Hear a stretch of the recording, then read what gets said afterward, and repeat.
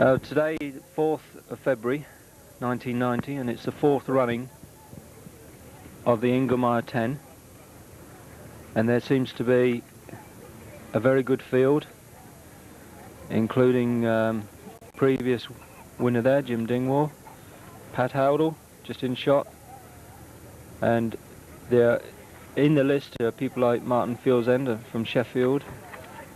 There's a lot of good names in the list. We'll have to wait to see if they've made it to the start line. And we just await the start. And they're off. And they all become tangled up in the start line banner.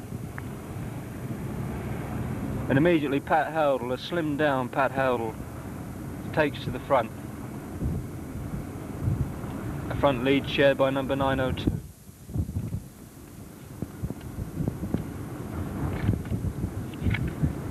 It's a mildish day, about 45 degrees or so, but feels rather cool in the fresh southwesterly wind.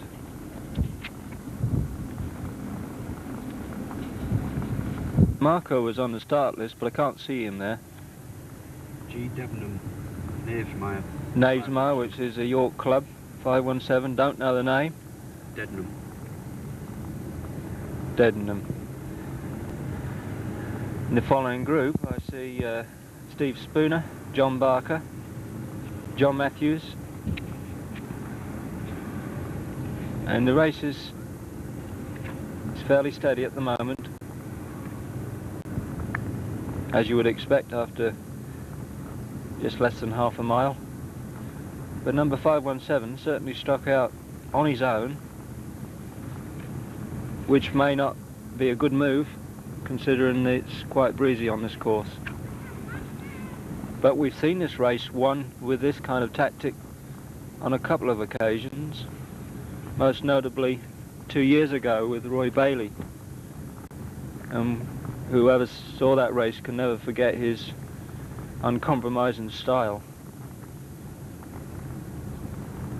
And he held a similar lead to this throughout the race, but this chap is actually going quite strongly ahead. Debenham. That's it? Yeah. Could do with a quick... That's it.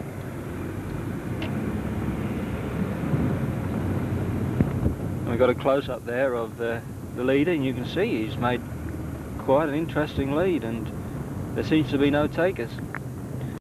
But it's such early days, we'll have to see. Debenham leading, and a substantial gap at such an early stage in this race of just under a mile, and he looks composed and fit. There's no suggestion that he's going to come back quickly to this group here. This group led by John Matthews. John Matthews is looking for more for a time than a position, I believe. He'd dearly love to go under 52 minutes, but he took one look at today's windy conditions and despaired. But we shall see. You see, once again, as you can see the race going right back along the next several hundred yards, and it's been a very good entry again to this popular 10-miler. I would suggest it's a bigger entry than Ferriby. Lots of very big local entry, and it seems to attract both club and non-club runners in equal proportions, whereas the Ferriby 10, of course, is close to club runners only, and their entry has gone down over the last few years.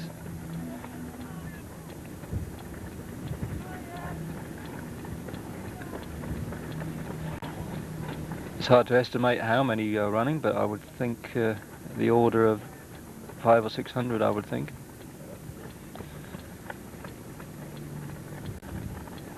And today we have the company of well-known local athletics correspondent and Hull City reporter David Bond.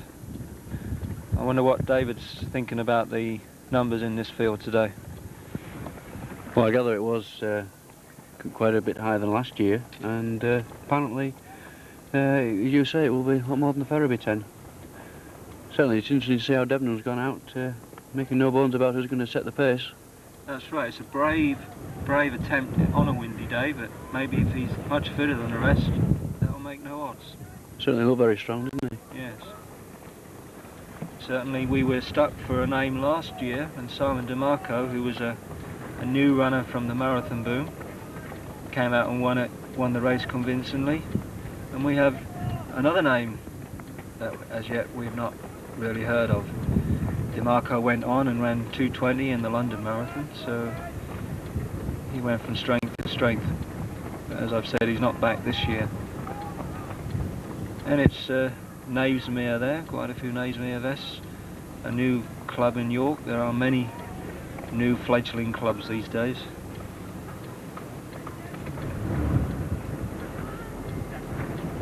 And the wind is becoming more noticeable on these exposed stretches.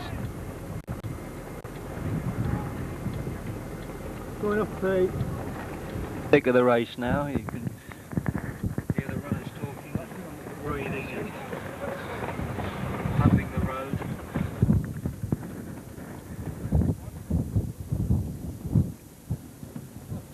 okay. And 836 of Sheffield is sharing the lead with Pat Howdle, and John Matthews is still there. Shaw of Sheffield. That's Shaw of Sheffield, and number 486 from Wakefield. Just behind him is John Barker, and Pat Howdle's looking pretty fit. Was a former winner of the York 10 when it was quite a classy race, and he's into fire service now, and after a couple of years out of running, he's back and he's looking fit. Blazing away. And also he was of course a former Olympian in the Winter Olympics. That's cross-country skiing. A very fit man. And John Matthews just on the left of the picture, number 584, remarkable veteran runner whose career only really started about a year ago. That is a serious career. And Pat Howdle is pushing on. He's obviously feeling confident, but these still early stages. There's a lot going on. Now, the early leader has just stopped running there, holding his ankle, and there's been 2 or 3 leaders in the last few minutes, and Shaw of Sheffield there now is striking out, and just prior to that Pat Howdle had looked very good, and that is certainly whittling down this leading group. And there's certain runners there have only a tenuous hold onto this front pack, and the thread is growing ever more fragile. These are strong surges being made, aren't they, David? Yes, it's interesting how Debenham went off so strongly, and yet he's faded back, and every so often it's a bit of cat and mouse. Every so often somebody's trying to impose his authority.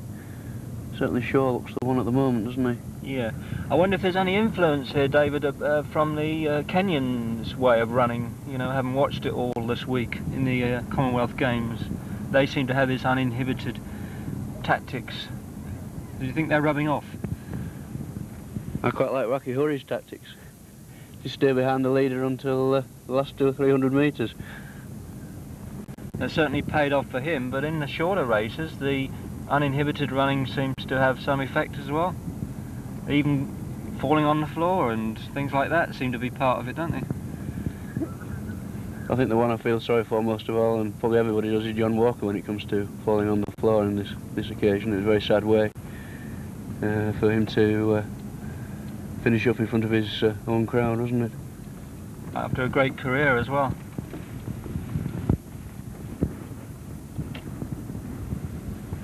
And Shaw now has made a strong run. This is certainly most interesting Inglemire 10 I've seen, and we're only 19 minutes into the race. We've had 3 or 4 strong leaders, and you can see what's happening to quite good runners like Steve Spooner there is quite off the pace now. Jim Dingwall just comes around that corner, and that group now is certainly showing signs of breaking up. John Matthews is just at the back of that group. He'll be going through a tough time now.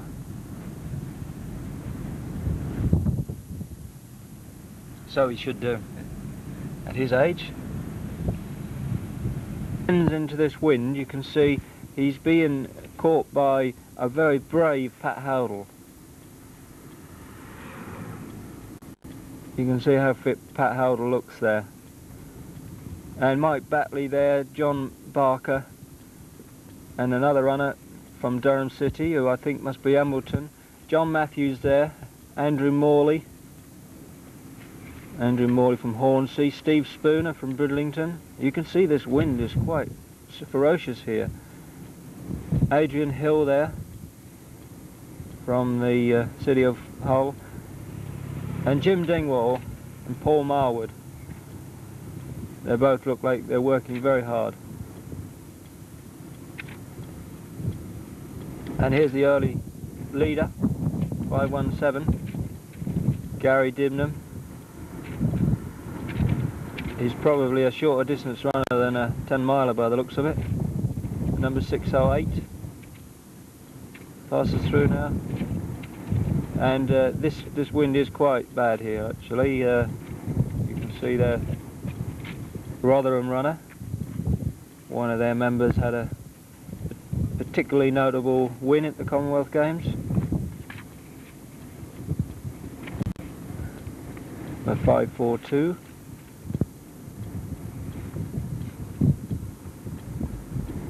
Grimsby runners in that group, and that's the way to run these very windy conditions in little compact groups.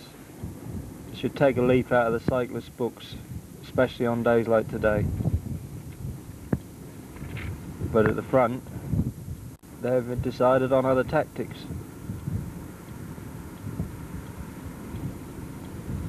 Yes, this is Chris Wilson there now on 590. And the City of Hull runner. Phil Dewberry.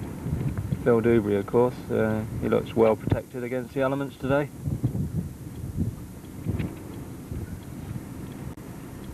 It's remarkable how more composed the runners look when they're in groups rather than facing the mountainside on their own.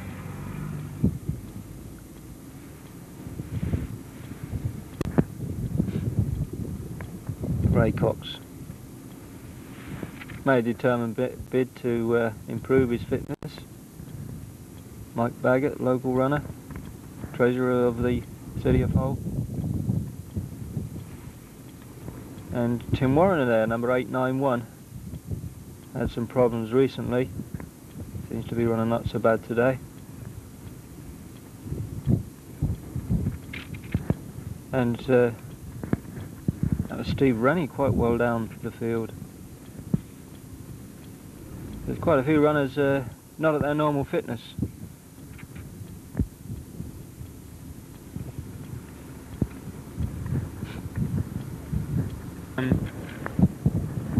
We'll give you a flavour of what the wind is like by putting the microphone on to the outside.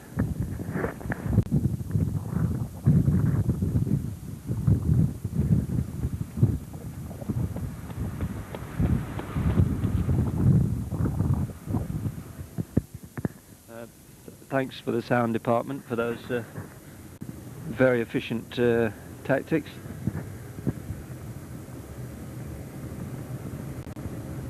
So these runners, I know they've been in a 10 miles today, It'll be worth about 12 miles with this wind.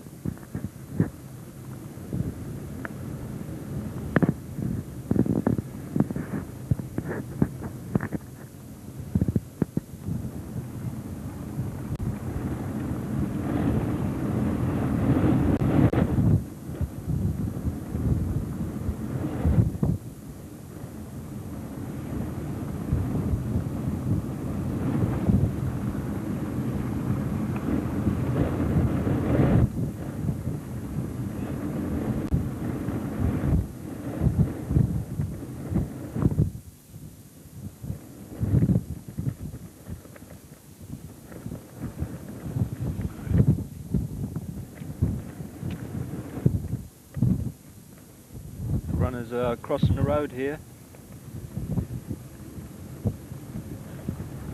We're going from left to right.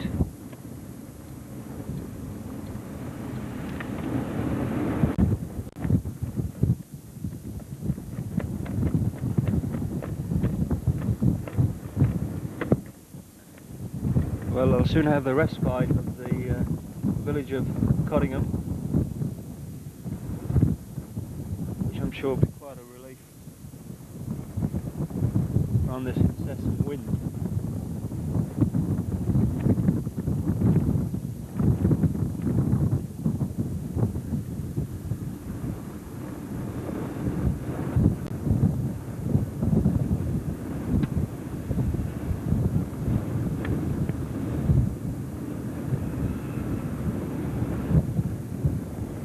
And now the field has gone back to the left. Certainly there's been a few runners disqualified for changing from one side to the other. I suggest there'd be a few hundred disqualified today. Got knocked down. As David says, if not knocked down. This is the 5 mile mark, and we're on 28 minutes and 10 seconds.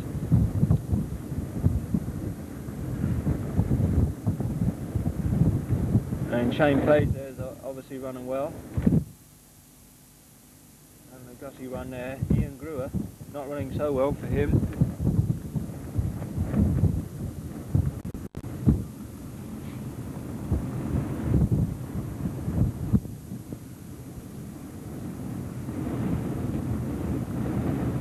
And so there's a switch again to the right by these runners. The big worry now is if British Rail are running late as usual. Yeah. And this is the first of the level crossings here, which have to be negotiated.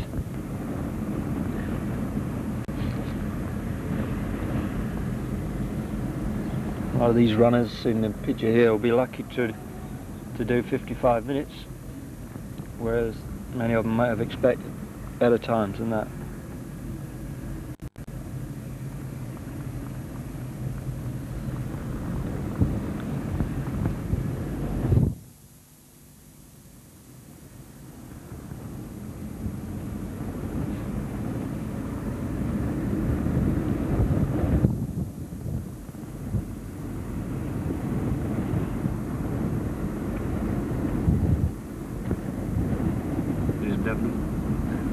We're back to the early leader now, Debenham. Well, he's still fairly well up the field.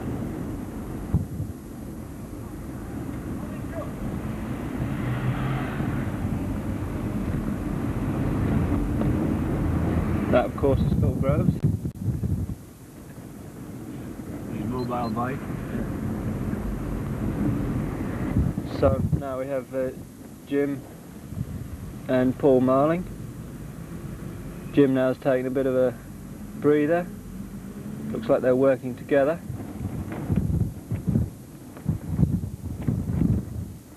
And Adrian Hill, Steve Spooner. A couple of little duos there.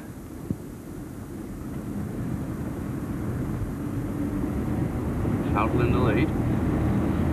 And we have John Matthews leading this group, looking good. He's got back with John Barker, he's got back to that group. Henderson there.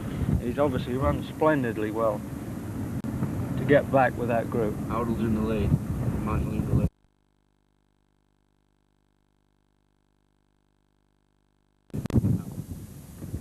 And so at this stage, with Shaw of Sheffield, and they're both looking pretty good.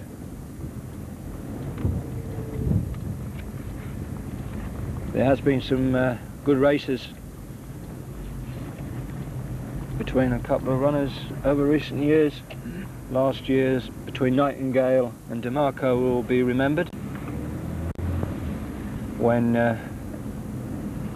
Carl made a really strong bid to win the race, only to at 7 miles, only to be overhauled by Simon DeMarco in the last mile. Pat Howdle is pressing on. They both look good. They've come out of the worst of the wind, and this is a part of the course I don't believe has been used before. This is the replacement for the dogleg.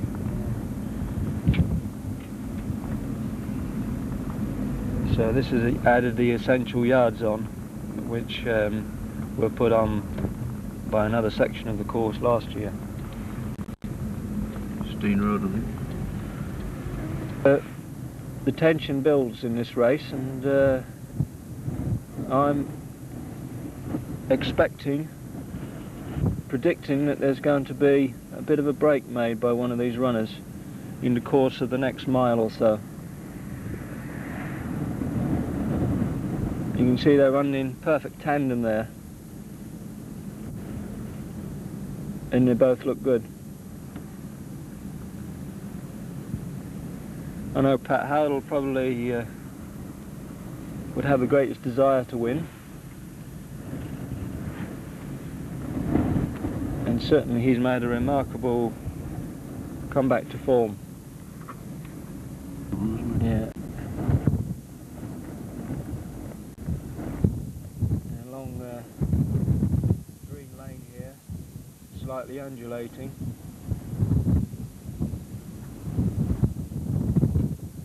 I think Shaw's just happy to be there at the moment. It doesn't look like making a move. You remember he had a strong run at about 3 miles. That kind of run at this stage would be very significant. And then there must be 200 metres to the next group now.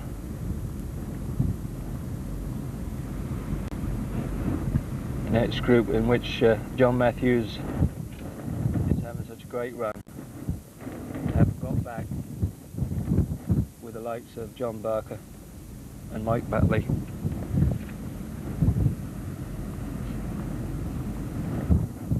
So I think the possible moment of a race break is approaching. Pretty soon there's a much easier run down the hill into Cottingham as the course turns left. And if either of the runners feels good enough, I expect some pressure to be applied there.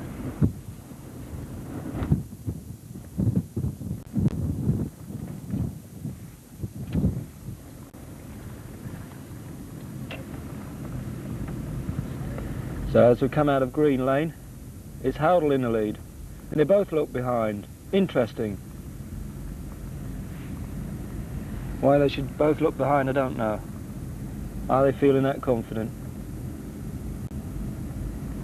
And you can see they're floating down this hill, and Shaw suddenly looks okay.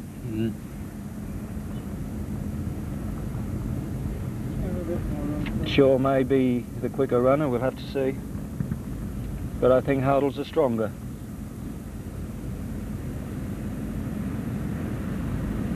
You can see the kind of gap now to that next group who only just made an appearance. So we're past the 7 mile mark, and Shaw's gone level, and Shaw's gone slightly ahead. He's pulling away. He's got 1 metre. 1 metre, and Howdle's mouth dropped slightly, but he's still there. Shaw pulled away before, earlier in the race. If he can do it now, he may win the race. But it's quite a long way from here, and this little hill is a bit of a... It makes the runners feel fitter than they are, this slight downhill slope. And Shaw's pushing on now. But I hope Pat watched last year's video, because it doesn't need to be over yet. In fact, at this stage, last year's winner was already about 30 metres adrift here, and yet he came back.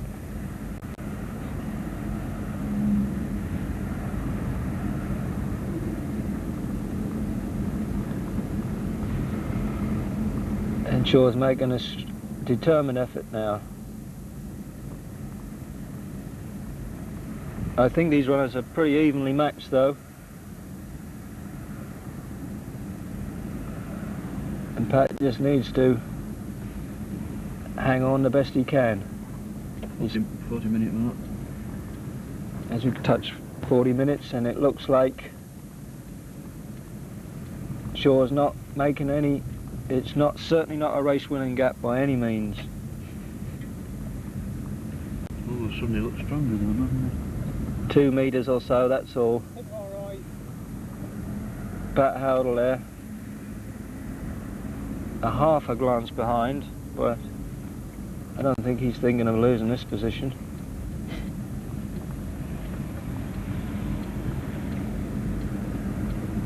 A few years ago, when Pat was running very well, it seemed that he might hit the national stage. Very talented runner.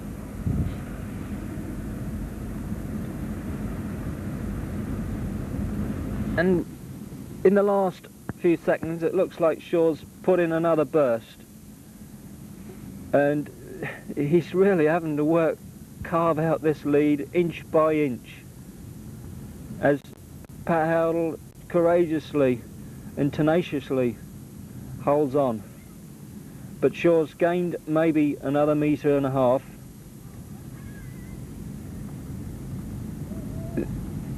So Howdle's running tremendously well.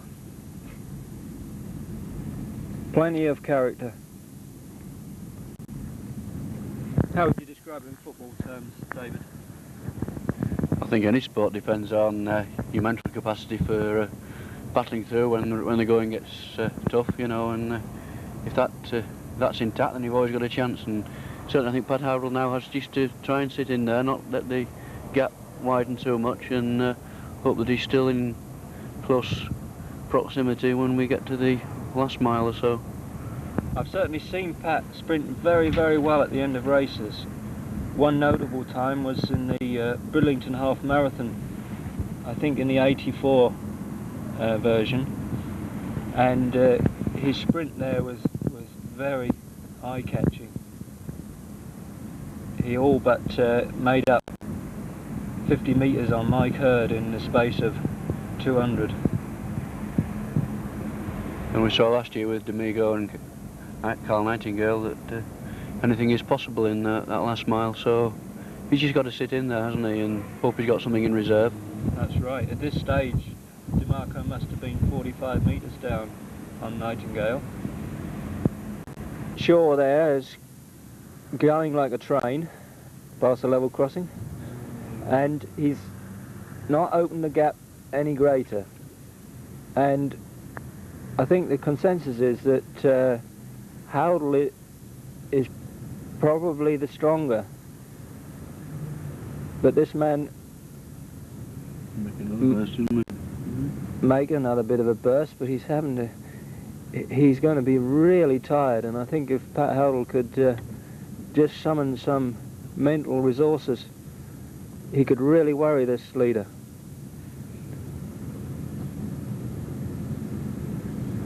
Pat may be a bit short of miles still. He's only a few months back into his comeback, so he may not have quite the miles to handle such a hard 10-mile race as this. But you can see he's still in with a definite chance.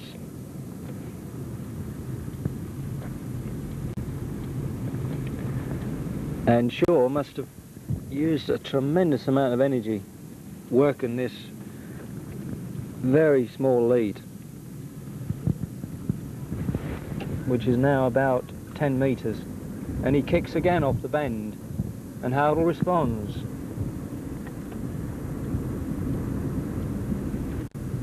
Pat Howdle spent many years in the army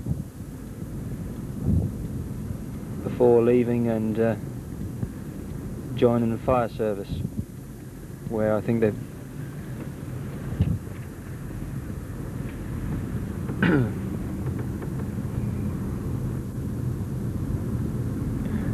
and Shaw comes round that lead, corner first, still the same gap,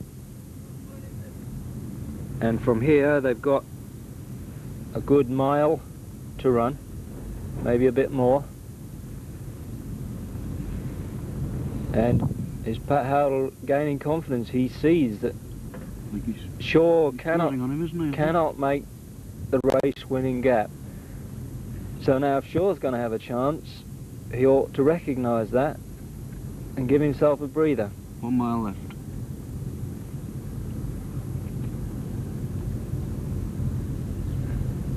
But there again, it's difficult to say. It still looks about 8 to 10 metres. Fascinating duel. 47 minutes for 9 miles. 47 minutes for the 9-mile mark.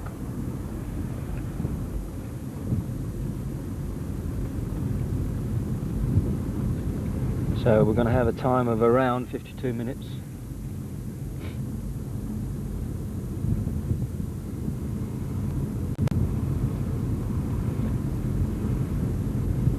Now Pat starts to look good. Pat's drawn up. He must be feeling confident. He's taken the lead. He must be the winner now. Into the last mile, and Pat Howdle looks good. He's moving ahead. Shaw's beaten. He's extending and making the gap quicker than the Sheffield man could. And the Sheffield man starts to look a bit groggy. He's rolling a bit, isn't he? He's expended an awful amount of energy on those surges in his desperate attempts to get away from the East Hull man.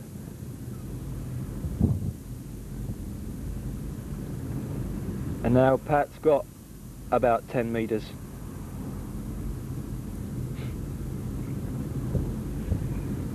And now Shaw must wonder. Going back. There was a split second there where I thought Pat was beginning to falter and Shaw saw a glimmer of hope, but Pat goes on again, and this time I feel sure he's got it. But this has been a cracking race, and what a great comeback for Pat Howdle. I think the last 10 mile he won was at York way back in 1985.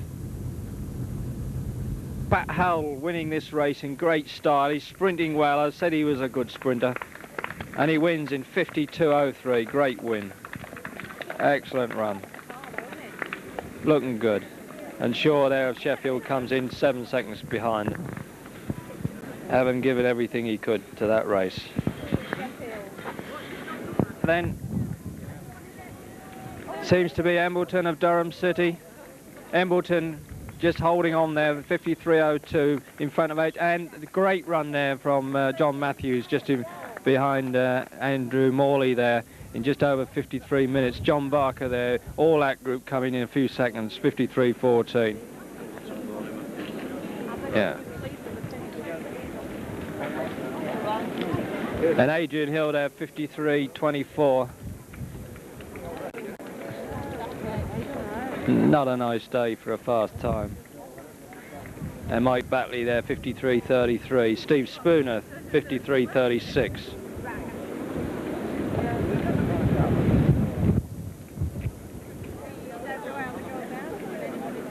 And Jim Dingwall has finished well in 53 minutes and 55 seconds. Just in front of... That wind's really picked up. Wind's picked up tremendously there. Paul Marling just finished.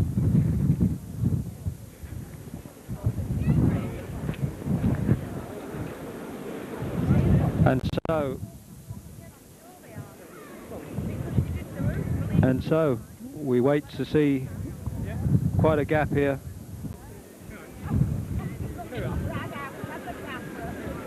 There's quite a gap to the next finishers.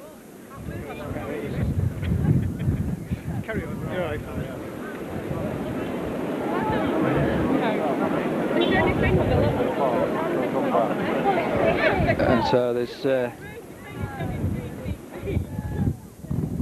wind has made a considerable difference as the Rotherham runner comes through now, number 850, in just under 55 minutes, so there's not many runners have broken 55 today. Have you got a copy of the runners? No.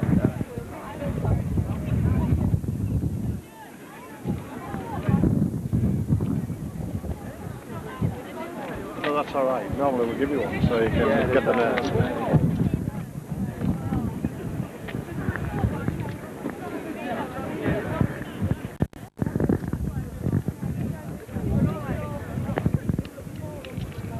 And so there's a gap of 30 odd seconds there. Number 698 just comes through. 698 was R. Young of Wakefield. Number 804 finishes now. 804. D. Phillips of Cleethorpes.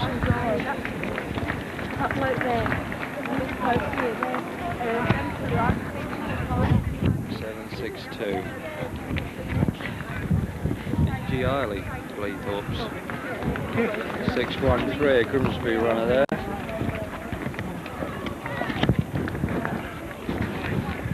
Who is G. Anderson, of course. 608 is our Parrot, Cleethorpes. Cleethorpes put a few runners up today.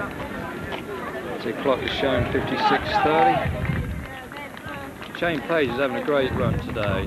Be well pleased with that, 56.36. You're well pleased with that, Shane?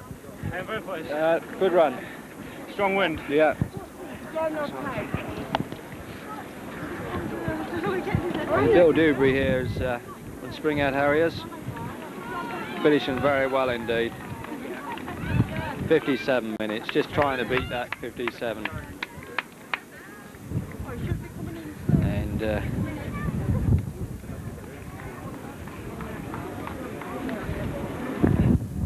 runners begin to come through now. Anderson now of Grimsby Harriers, 57.23. And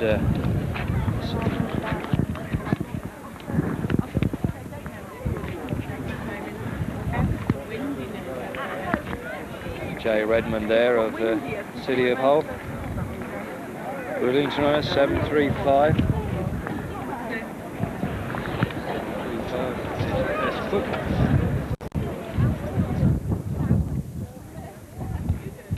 And number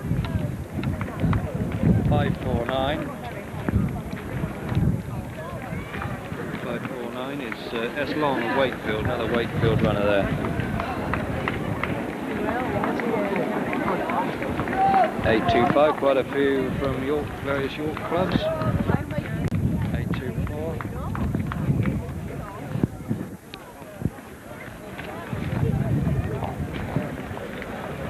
24 is S. Redcliffe.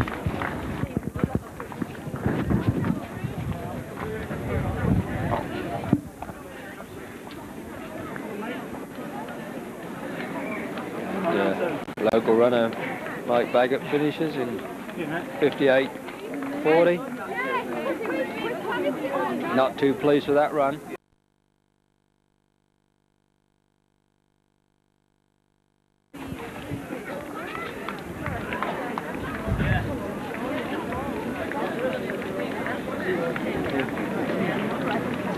They all must have been on the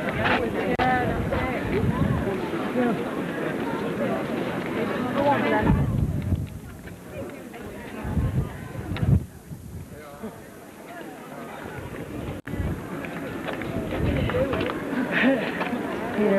So all the runners are getting a well-earned medal there.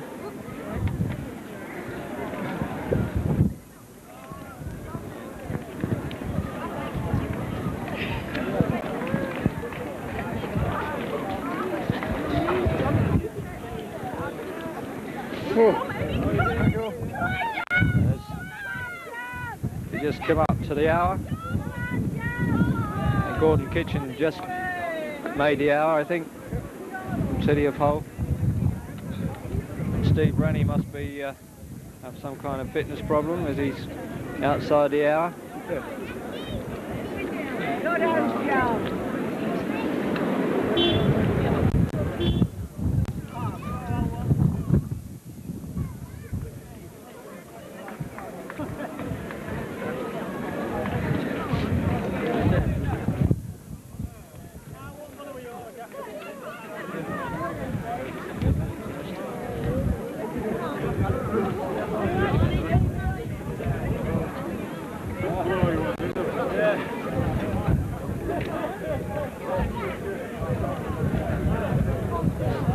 And so we had yet another very interesting race in this fourth running of the Inglemire 10. We had a rapid change of leadership. Dibnam, then Howdell, then Shaw, and then eventually Howdell again.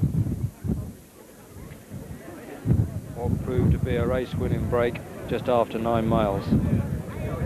Slowish time, 52.02, but probably worth a lot faster in these windy conditions.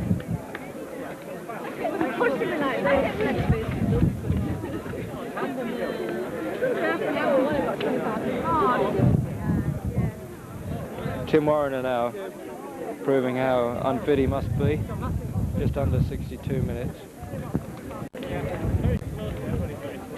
A runner who's run 52 minutes himself.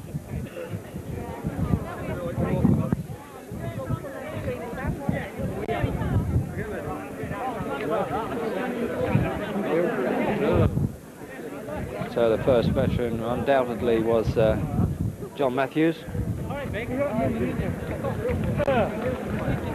making a habit of this. What time are you? There doesn't seem to be a lot Jim Dingwall can do about that at the moment. And the funnel system is in full operation as the finishing numbers increase.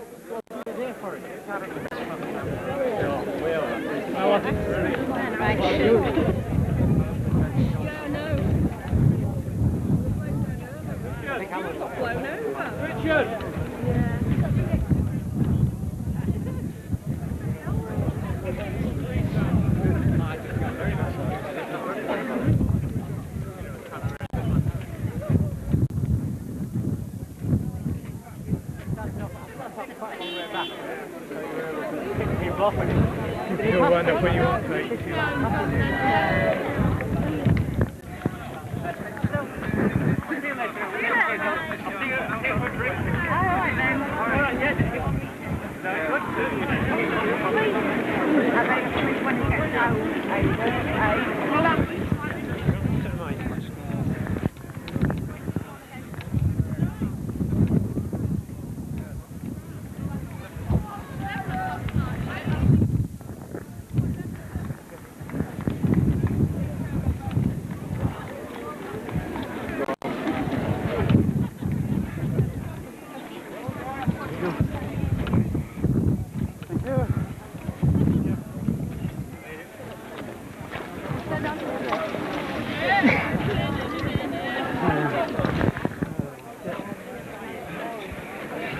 Thank you.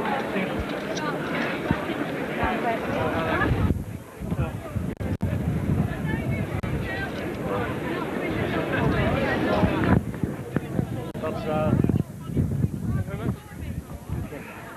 I've got 1,000 there. Right. So this looks like the first lady to finish now. Number 1665 is C. Buckley of Knavesmere.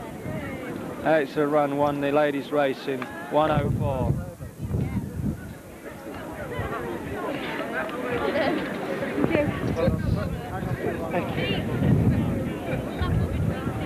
So the first lady in now. How many are you getting it, David?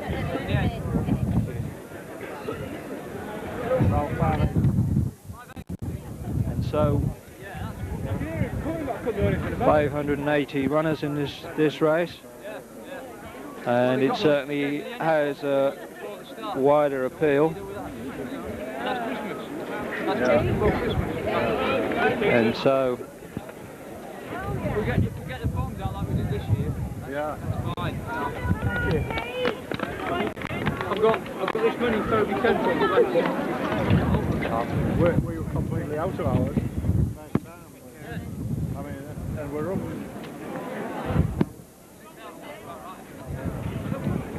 Well, the first year we were on 10,000. We had 100 so we recap then. The winner of today's race was Pat Howell of East Hull Harriers, making a triumphant return to 10 miling. Thanks a lot, Tat. I think that's his first 10-mile win for 5 years. And he looks set to get ever better.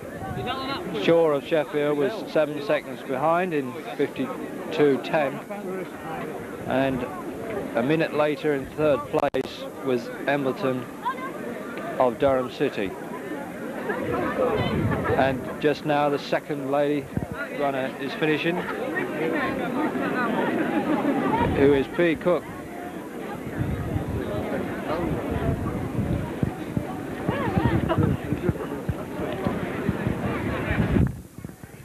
Escarra, shall I say, of Bull Viking Striders. And Dennis Baker makes up the trio. Third lady to finish.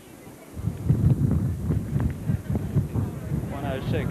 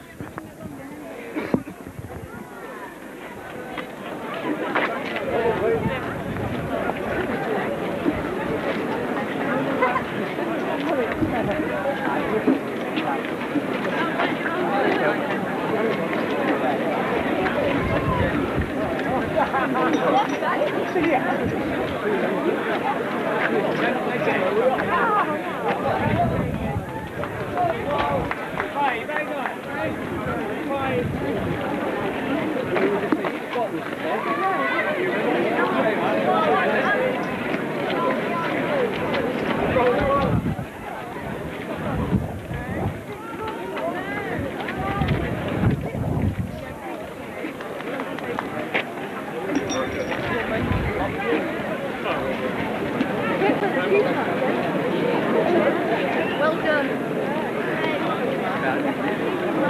Oh, sorry,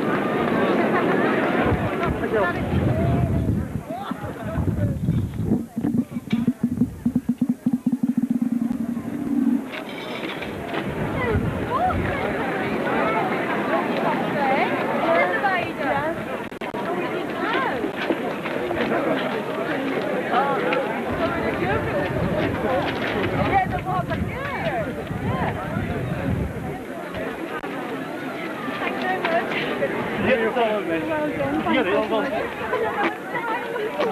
I knew you were following me, yeah.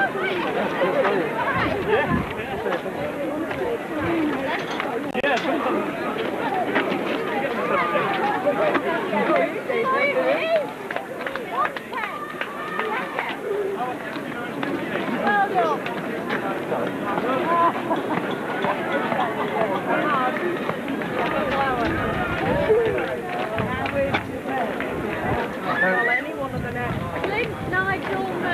Nigel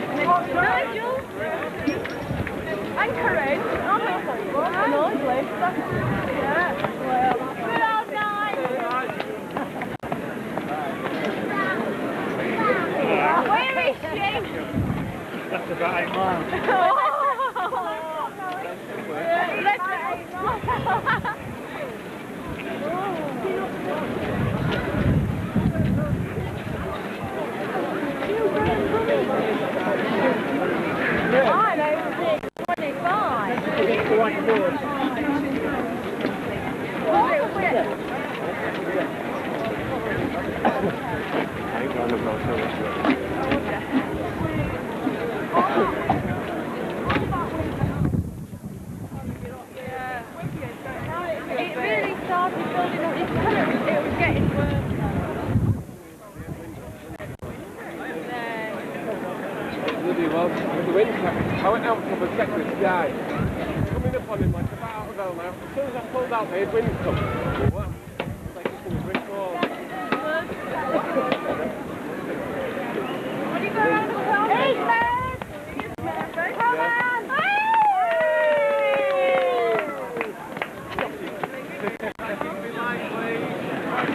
No.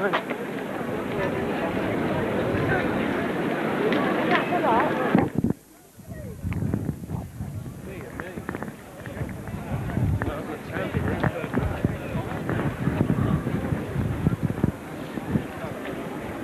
Expected him in under 1 minute 15. No, this is what we want. What would you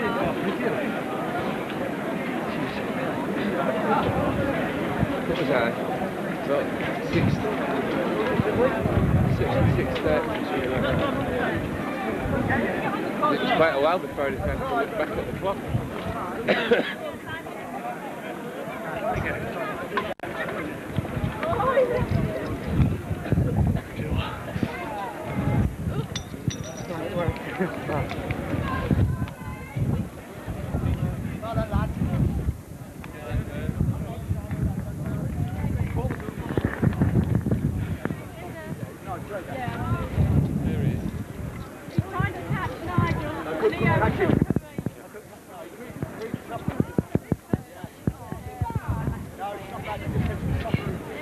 Medal grade. And? Together. Come on, Green! Come on! Get looking for you. You wouldn't like it. Come on, Green! Thanks,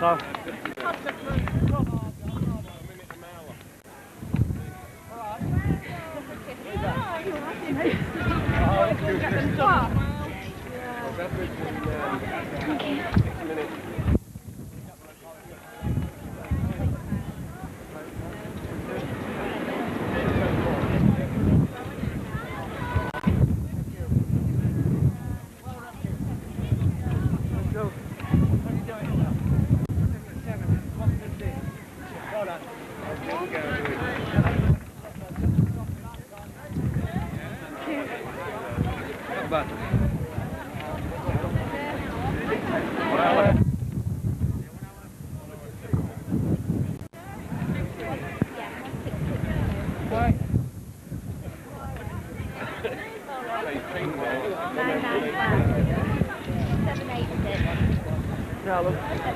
Cheers, Keith.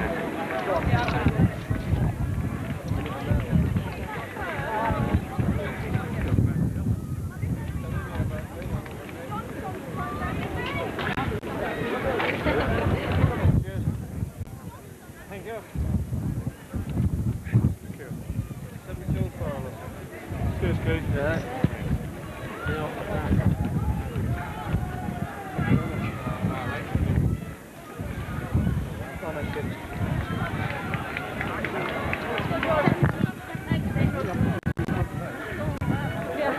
Behind.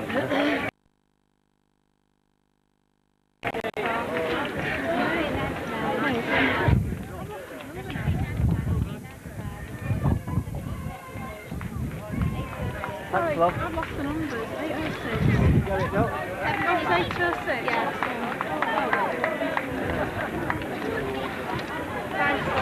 Cool. Thank you very much. Oh, yeah.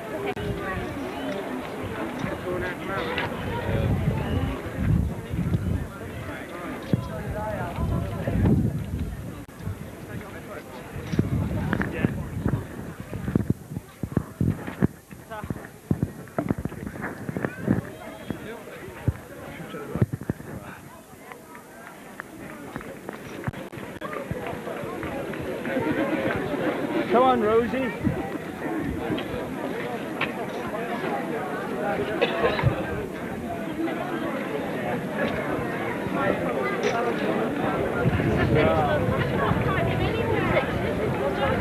Thank you. Well done.